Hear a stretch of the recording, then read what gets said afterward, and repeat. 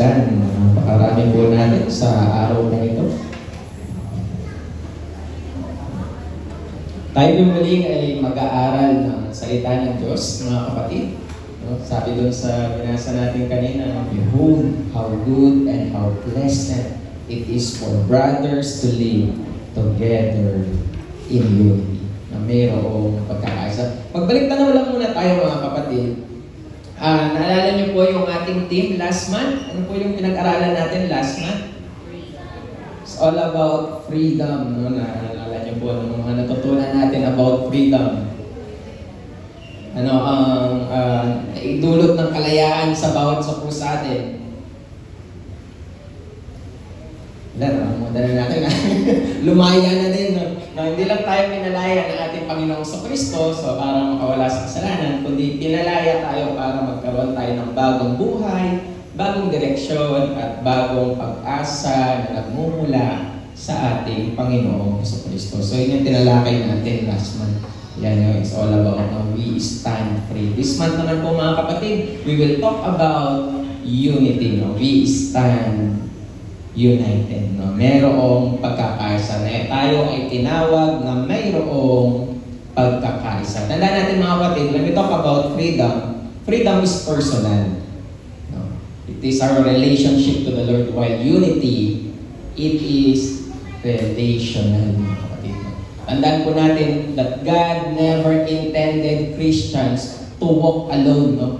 Walang isolated believer. He created a body, a household, a church upang magkaroon ng pagkakaisa. Tayo po yung mga kapatid. Kaya sa umaga pong ito, ang ating pong sermon na ating pong tatalakayin is all about living together in unity. Na tayo mamuhay na hindi lang magkakasama, kundi tayo mamuhay na magkakasamang nagkakaisa. Na mayroong pagkakaisa. Sino dito mayroong pong mga kapatid pa sa bahay? Makasama niyo pong kapatid sa bahay. Wala, parang tinakbil niyo na po yung mga kapatid. Meron tayong mga kapatid sa bahay, meron tayong mga asawa, meron tayong mga anak sa tahanan. Pag magkakasama po kayo, mga kapatid, anong madalas natin na hindi na pagkakasundoan? Madalas natin pinagtatalunan. Anong madalas natin pinag-aawalan? Pera, para mabigat. Ayan.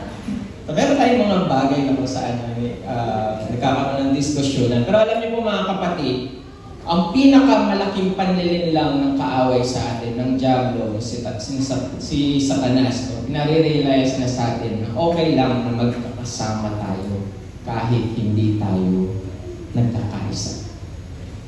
Yan yung kaaway sa atin. Okay lang, no? Pero tandaan natin, mga kapatid, there is a difference between being together and being united. Magkaiba yung magkasama kayo at nagkakaisa kayo. Kasi ang unity sa Bible, hindi po yan tumutukoy sa parehong personalidad. Ang sinabi natin unity sa Bible, hindi yan ibig sabihin pareho-pareho kayo ng opinion. Hindi ibig sabihin wala nang disagreement. Ang unity po na tinuturo ng Bible is not uniformity.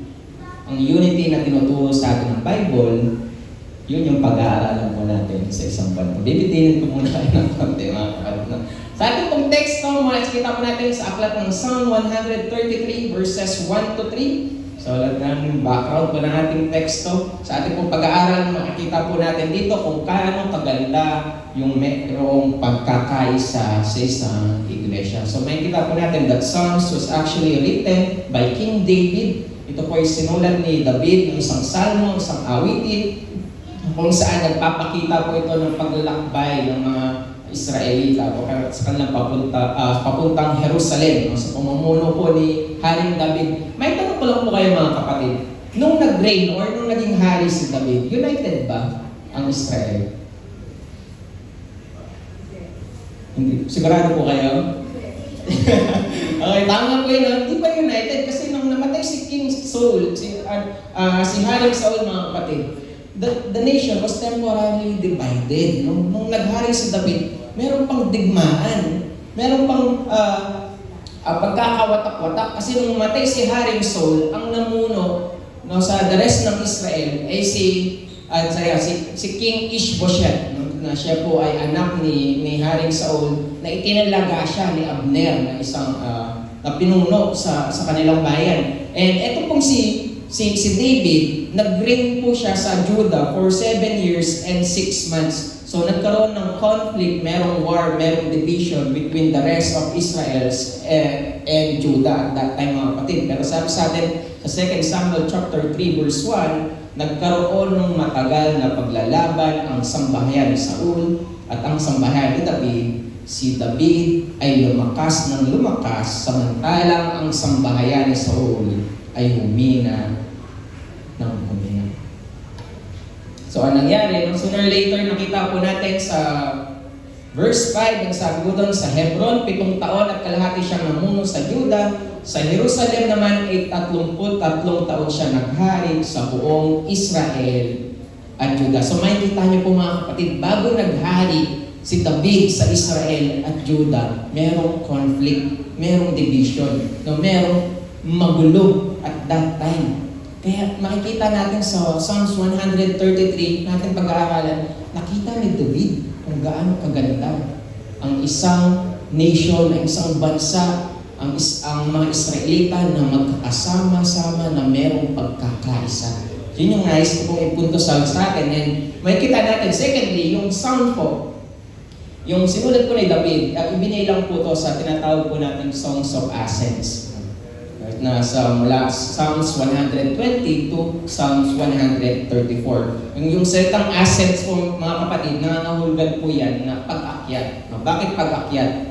Kasi yung Jerusalem po sa kanilang lugar, hill country po siya, mataas na lugar ang Jerusalem. Kaya yung mga Israelitang galing Hilaga, Timog, Silangan, Kanluran, umaakyat po yan sila papuntang Jerusalem. And kaya siya napabilang, kaya tinatawag din siyang Songs of Ascents because, Songs of Ascents because inaawit po siya ng mga Israelite. No? And every time na umaakyat po sila sa papuntang Jerusalem, inaawit po ng mga Israelite itong Songs of Ascents na to. Na makikita po natin mga kapatid, iba't iba ang tribo nila, iba't iba ang lugar nila, iba't iba ang pamilya nila, pero pagdating sa Diyos, iisa yung direction nila. Iisa yung layunin nila. Iisa yung pagsamba nila. Kaya ito yung reason bakit sinabi ng David sa verse 1, napakaligaya at kahanga-hanga, sabi niya, sa ating pagmamasid ang nagkakaisa, laging sama-sama na magkakapatid. Kahit may problema, wala na po yun. Yan lang yung verse, no? Sabi doon, napakaligaya. So may una, makikita po natin the beauty of unity sa verse 1. Sabi po doon, no? Sa wikang English, sabi doon, sabay-sabay natin basahin, church. Ano sabi po doon? Behold, how good and how pleasant it is for brothers to live together. Sabi ni David, behold, tignan ninyo, masdan ninyo, pansinin ninyo, napakaligaya at kahanga-hanga na makita ang mga Israelita, ang bawat isa, mayroong pagkakaisa bilang mga kapatid. Kaya dinescribe doon ni David yung goodness and pleasantness mga kapatid.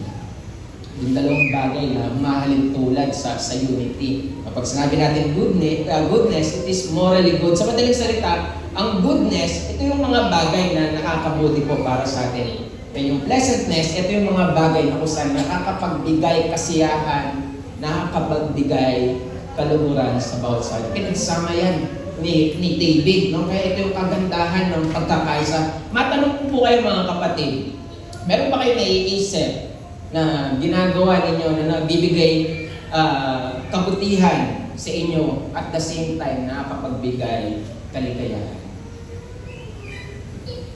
Alam niyo po, minsan bibihira yung ganito kung pinagsama yung goodness and pleasantness. Why? Because there are things that are good but unpleasant for us. No?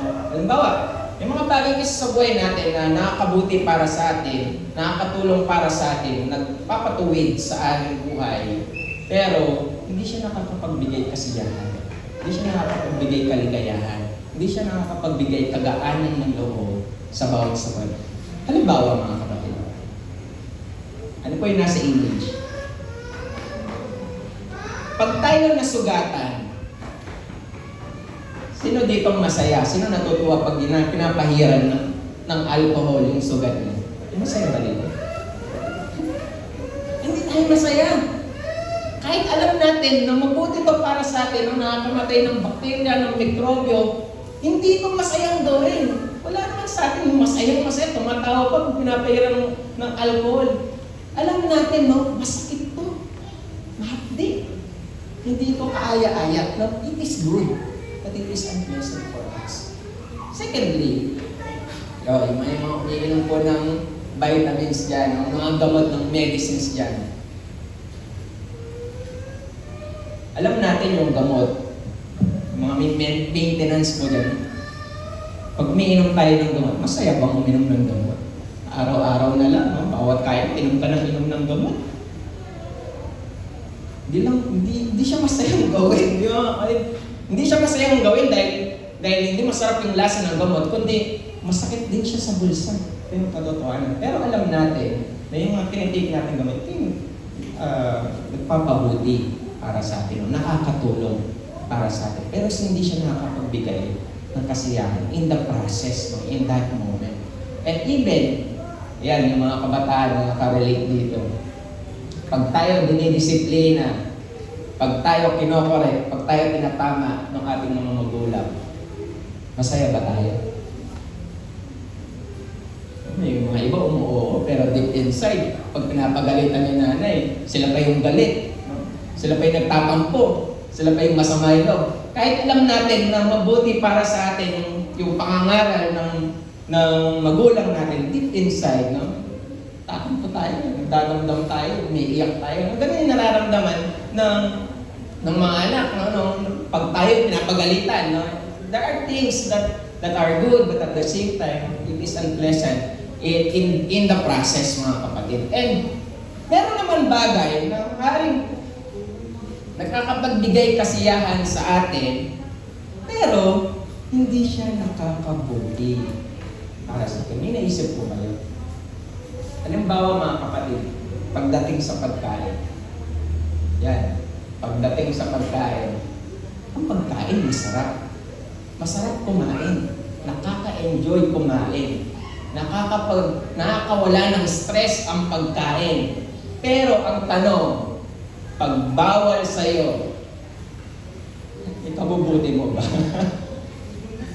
Hindi na siya, ano? Even though masarap siya, even though nagbibigay siya kasiyahan sa atin, hindi siya nakakabuti. Pag meron tayong karamdaman, pag meron kang nagme-maintenance ka na, pag bawal na sa'yo, hindi siya nakakabuti.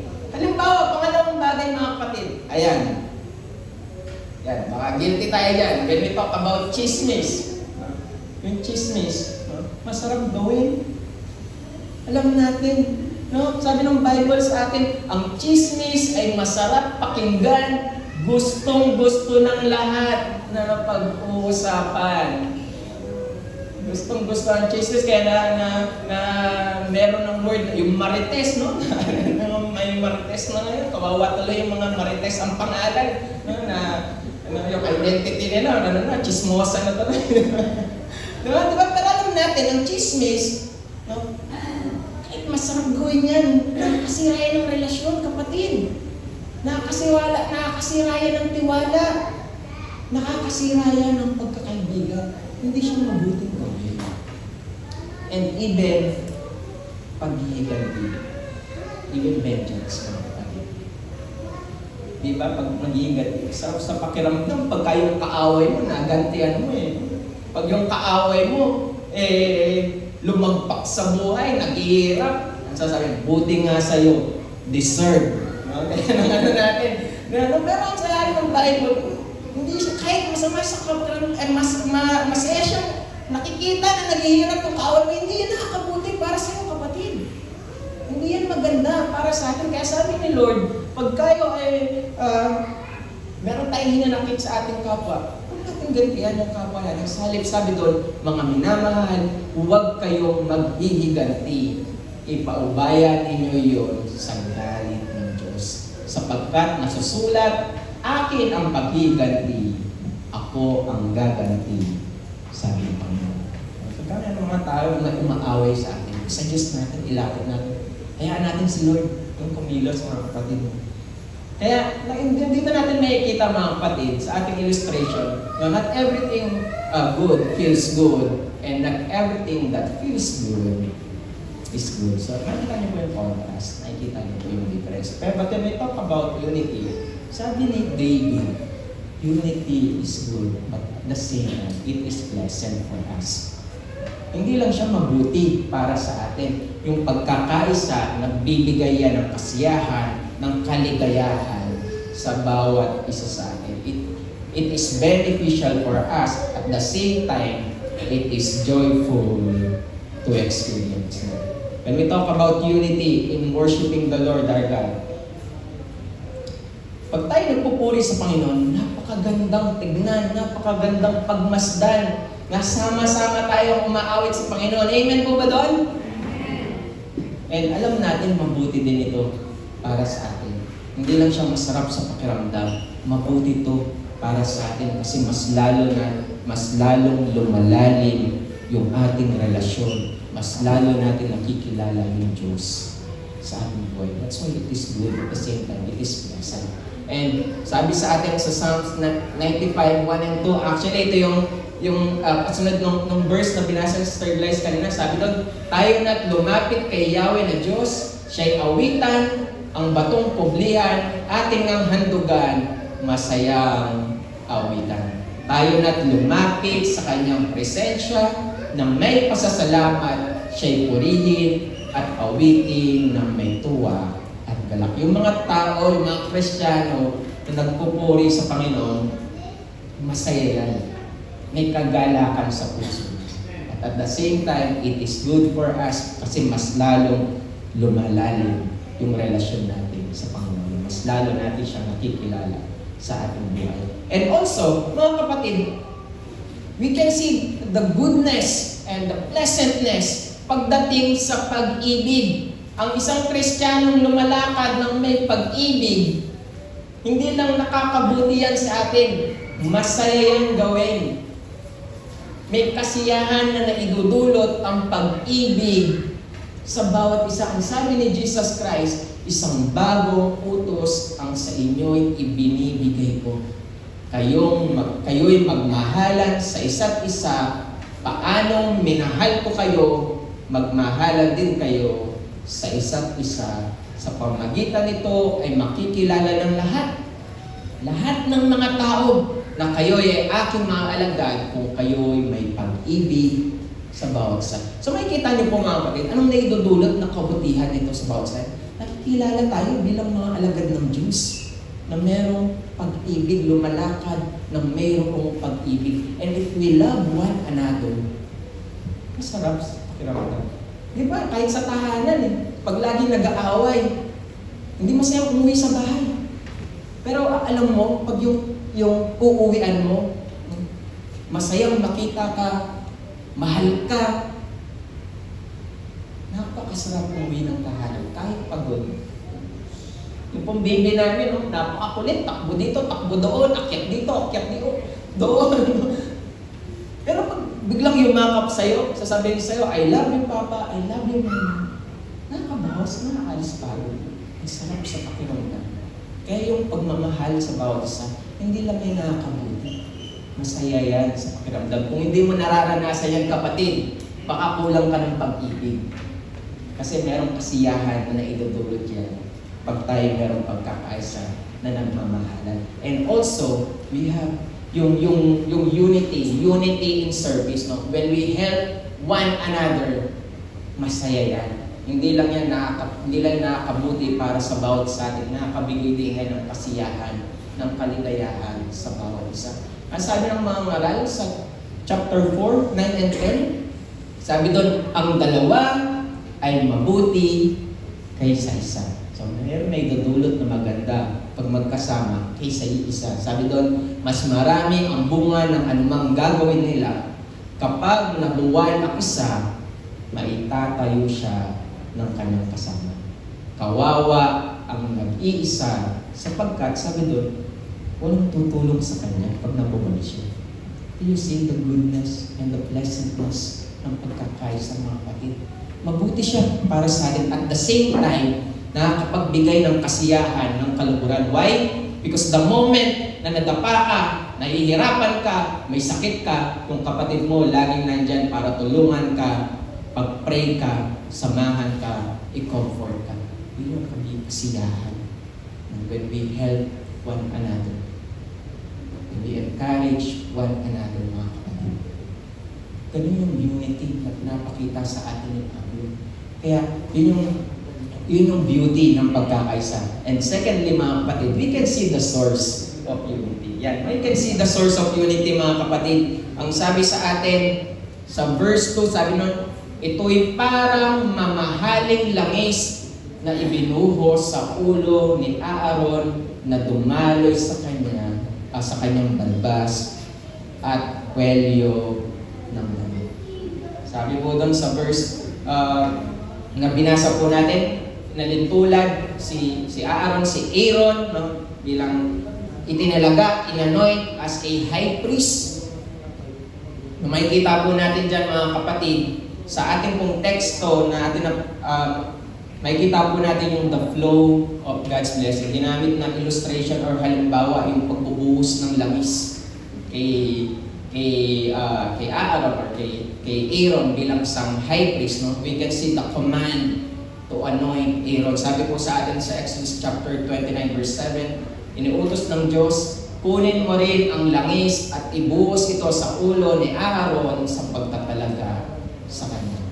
And we can see the anointing takes place, mga kapatid. Sabi doon sa Leviticus chapter 8 verse 12, pagkatapos binuhusan niya ng langis ang ulo ni Aaron bilang pagtatalaga sa kanya sa Panginoon.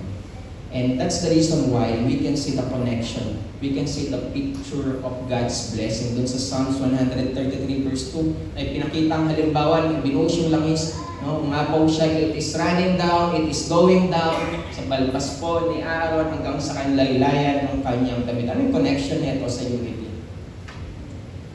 Yung connection po ng pag-anoint kay Aaron sa unity. Na makikita po natin yung kanilang pagkakaisa. Inalintulad ito ni David na ito ay hindi galing sa kanya. Hindi dahil sa mga Israelita. Ito ay nagmumula sa Diyos. It is anointed by God. Yun yung anointing oil na ginamit po doon. Hindi siya nagmumula sa tao, mga kapatid. It is coming from God. It is flowing from God. It is anointed by God. The unity that flows from above. It is not natural. It is supernatural, mga kapatid. Nagmumula siya sa Panginoon. Kaya yung illustration na ginamit ko, ito yung oil. Ito yung nagpapakita na yung source ng kanilang pagkakaisa, it is coming from God. It is flowing from God. And it is anointed by God, mga kapatid. Kaya tandaan natin, mga kapatid, gusto kong bigyang emphasis, no? Bigyang linaw sa bawat sa. Ang tunay na pagkakaisa na nagmumula sa Diyos, mga kapatid, tandaan natin, hindi yan manufactured. Hindi yan manipulated. Hindi yan pinipilit. Ito ay kusang dumadaloy mula sa biyaya at pagpapala ng Diyos.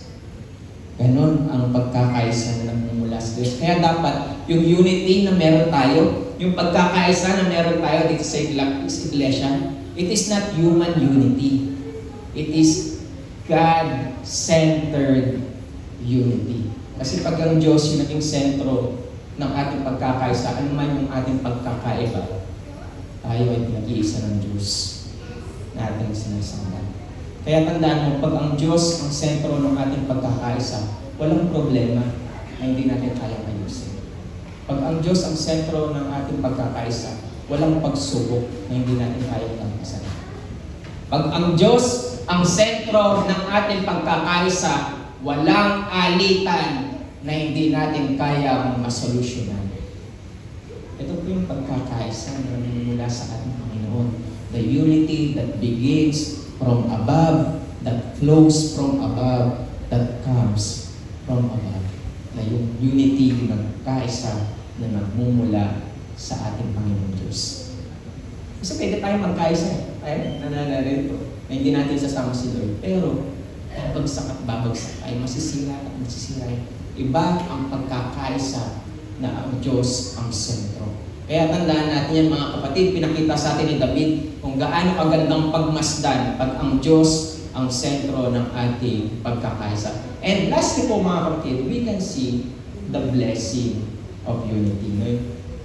Sa verse 2, makita natin kanina, yung oil yung ginamit ni David. Sa verse 3 naman po, ginamit niya yung dew o yung hamog. Bakit dew? Ano ang kinalaman ng hamog? No? Or mist, no? Sa atin. No? Alam niyo po sa Israel, napakahalaga po ng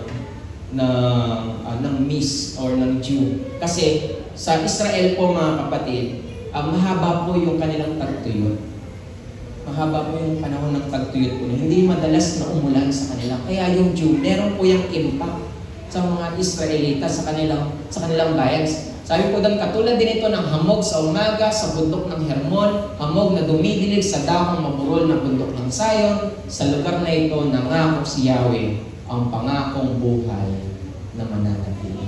So we can see the two illustrations kanina, yung oil, ngayon yung dew, no, it is life-giving, it is refreshing, and it is sustaining. Yung hamog na yan na sa umaga, no, na kanilang nararanasan, ito po yung nagdidilig sa kanilang mga halaman at kanilang mga pananim.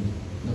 Because of that, dahil po dun sa hamog na yon, bagamat ag-init sa kanila, nagkakaroon po ng buhay yung kanilang mga halaman, nabubuhay yung mga kanilang pananim, hindi natutuyo. Dahil doon nagkakaroon ng pag-asa, nagkakaroon sila ng pag-asa na sila ay makakaani pagdating ng araw. Dahil po doon sa dew, dahil doon sa hamog na ginagamit po na daluyan ng blessing, na pagpapala, na biyaya ng Diyos para sa kanila.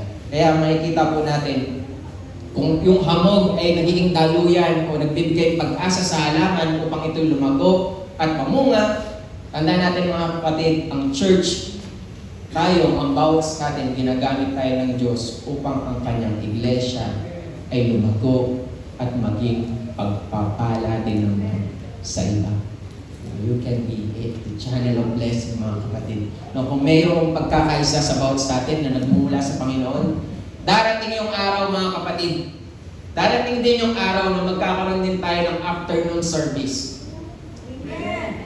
Not because we are divided, but because God has multiplied us.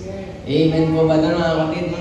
Ngayon pala, medyo puno na po tayo. No? Sana dumating yung araw, panalangin natin, mag-mission and vision natin mga kapatid. Darating yung araw. Tayo ay patuloy na pagpalain ng ating Panginoong Diyos, lumago ang ating iglesia. Kaya nagsisimula po yan kapatid sa pagkakaisa po ng bawat sa atin. Limutan na natin yung nakaraan. Let's move forward mga kapatid. Magkaroon tayo ng pagkakaisa. Kasi kung watak-watak tayo, hindi tayo dadami. Mauubos at mauubos po tayo. Sabi doon sa binasa natin, it is commanded by God. There is a blessing. Merong buhay sa isang samahan na nagkakaisa. No, meron pong unity. Tandaan natin, mga kapatid, that unity brings blessing, but division brings destruction. Kung saan may pagkakaisa, doon mas malayang dumadaloy, umaapaw ang pagpapala at biyaya ng Diyos. But division brings destruction. Ang iglesyang divided, mauubos at mauubos yan. Babagsak at babagsak yan. Masisira at masisira yan. Kaya ang sabi sa atin sa Mark chapter 3 verse 24, sabi nun, a kingdom divided against itself cannot stand. It cannot stand mga kapatid. Kaya napakaganda ng pagkakaisa. Kung gusto po natin, nais ko pong tanungin ang bawat sa atin, sa iglesia, sa Angeles, gusto po ba natin lumago ang iglesia? Amen. Gusto po ba natin mas lalong tumatagpa ang relasyon ng bawat isa? Gusto ba natin mas lalo tayong pagpalain ng Panginoon? Magkaroon po tayo ng pagkakaisa na ang Diyos ang maging sentro ng ating iglesia. Kaya mga kapatid, bilang pagtatapos as a conclusion, alam ko may mga susunod pa na linggo na pag-aaralan natin about unity. Pero sa ngayon, eto muna. So tayo natin tatandaan yung sinabi na dadabin. Una, let's see the beauty of unity. Masdan ninyo, pagmasdan ninyo mga kapatid, pansinin ninyo. Napakagandang tingnan na mayroong pagkakaisa sa iglesia. Kaya yung potluck na ginagawa po natin, hindi lang tayo nagpa-potluck para meron tayong pagkain. Para meron tayong kakainin. Ito ay pagpapakita ng ating pagmamahalan, pagsuporta sa bawat isa. Mayroong pagkakaisa ng natin. And let's always seek the source of unity. Kung meron mang kulang sa atin, kung meron mang bagay na naghihiwalay sa atin, ilapit natin sa Panginoong Diyos. Hayaan natin na ang Diyos ang pamagitna sa bawat isa sa atin. And let's always share the blessing of unity. Kung paano tayo naligtas, marami pang tao yan ang nangangailangan ng kaligtasan. And as a church sa Angeles, ay tayong gamitin ng Diyos as an instrument upang ibahagi ang mabuting balita, ibahagi ang kaligtasan, ibahagi ang biyaya ng Diyos.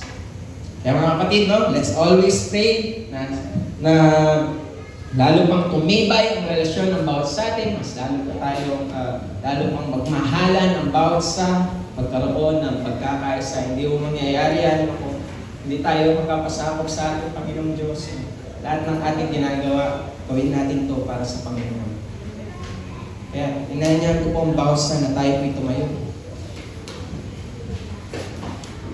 Bago ko i-close yung prayer, kung meron ng bagay na nagiging hadlang para sa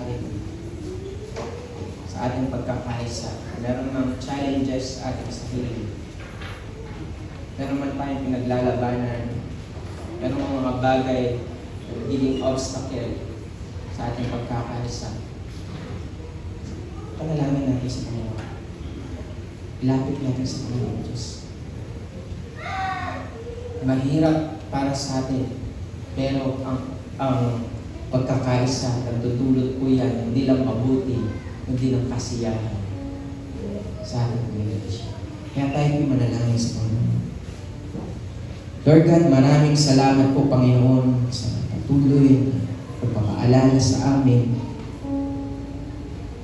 Paano, Panginoong Diyos, pinagpapala mo ang iglesia ng kakaisa.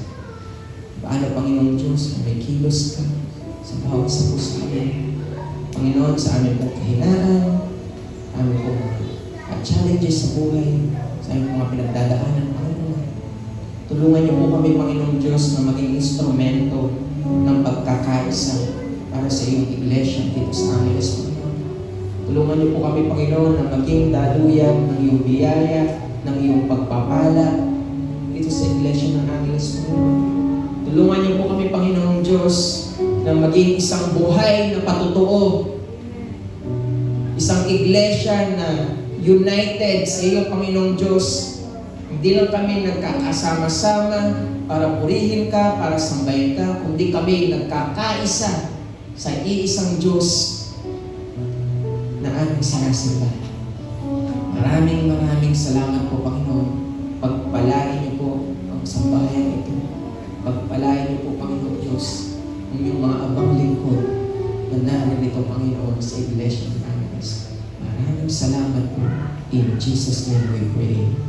Amen.